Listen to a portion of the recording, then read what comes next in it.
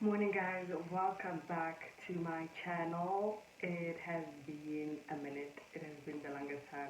I feel like every time I start a video I always start by letting you guys know that it's been a minute, because it's always a minute. I always take forever to upload, and I apologize for that.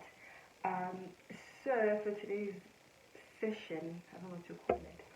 Today's session, as you can see, I'm in a different space, which is why I haven't been recording for the longest time. I haven't had a proper space for me to record, but I'm still working on it to see if I can find a nice space for me to record. And my phone has been giving me problems, so I don't even know right now if this sound is working. That being said, today we'll be discussing a cool topic. We're going to be discussing, what do you call it, cupping. A lot of people have been asking me why my bag looks like this, and is it painful, what exactly happened. So I thought I should just give you guys the gist of it all right here, right now.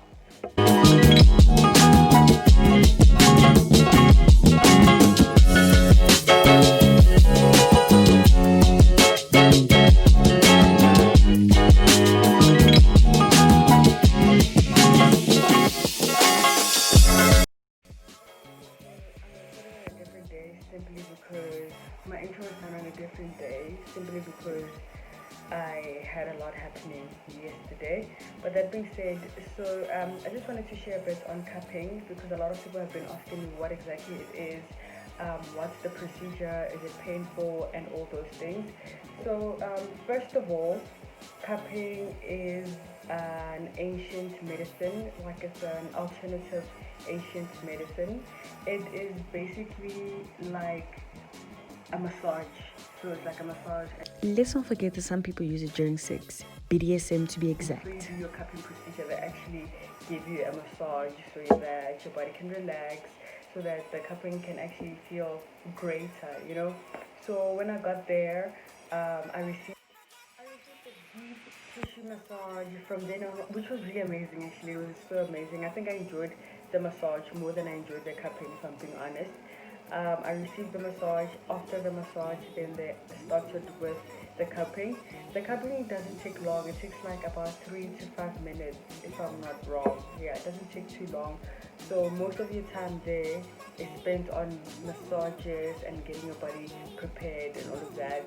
And guys, I don't even know how to explain the sensation to you, but for me, I think maybe it's because I have a high pain tolerance. It wasn't too painful. It was okay. Like, you could feel the sensation on your back, but it's not like, oh, it's not like too sore or anything like that. It's something that has been done from years back. Like, they've been doing it for years in Asia. It just started getting popular in the Western world recently, and now it's like popular as well in South Africa. Not necessarily popular, but a lot of people are starting to get to know more about it in South Africa and other areas in the world. And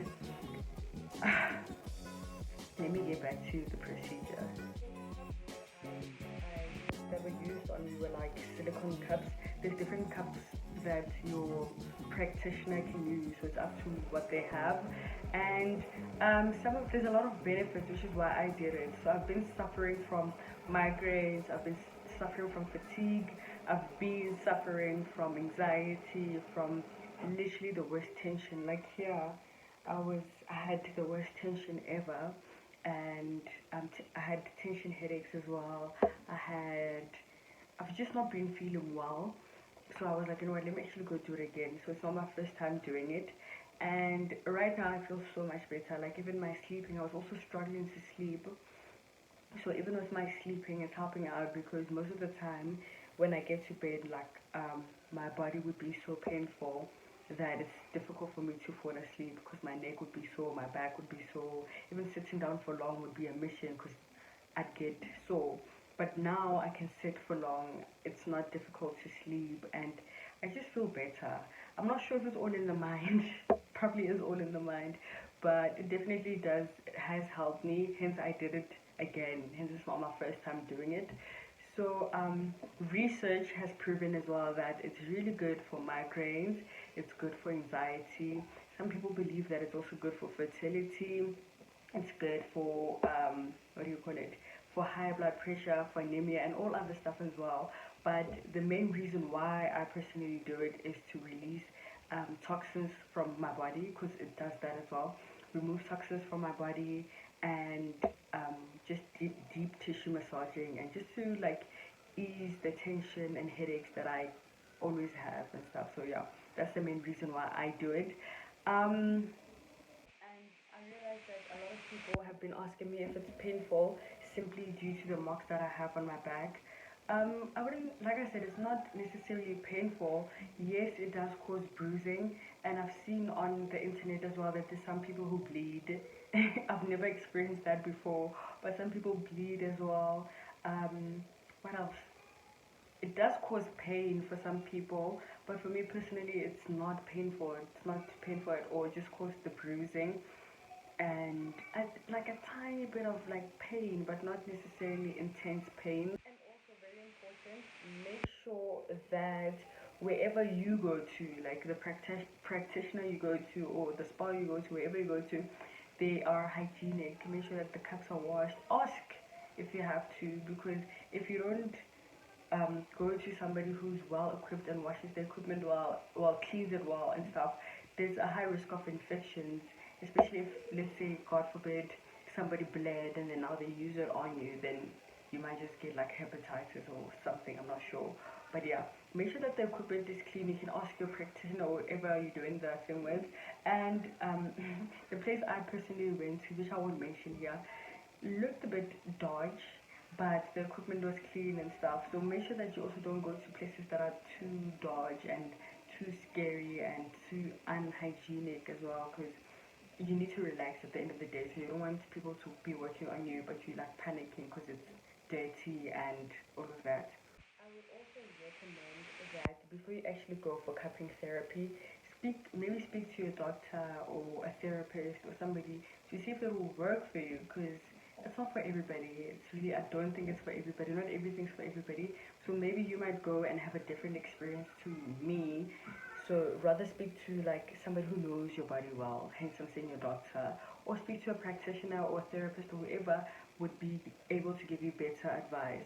But from my experience, I haven't had like any drastic side effects. One thing another tip, important tip actually, I should have written down a script so I don't move back and forth. But an important tip to make sure is that straight after your session and before, you need to hydrate. Hydrate.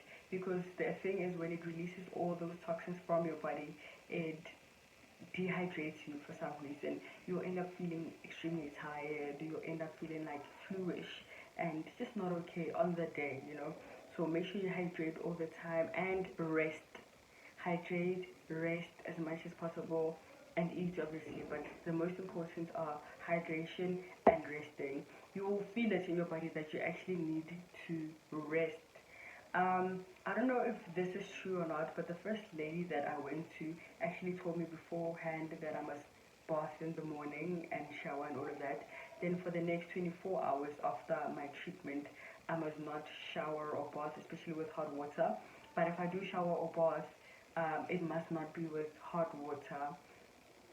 I don't know why, but that's the advice I received and I listened to that. Even today, I don't shower or bath like after my treatment. Like I just stay the whole day. The next morning, obviously, I'll bath or shower or whatever.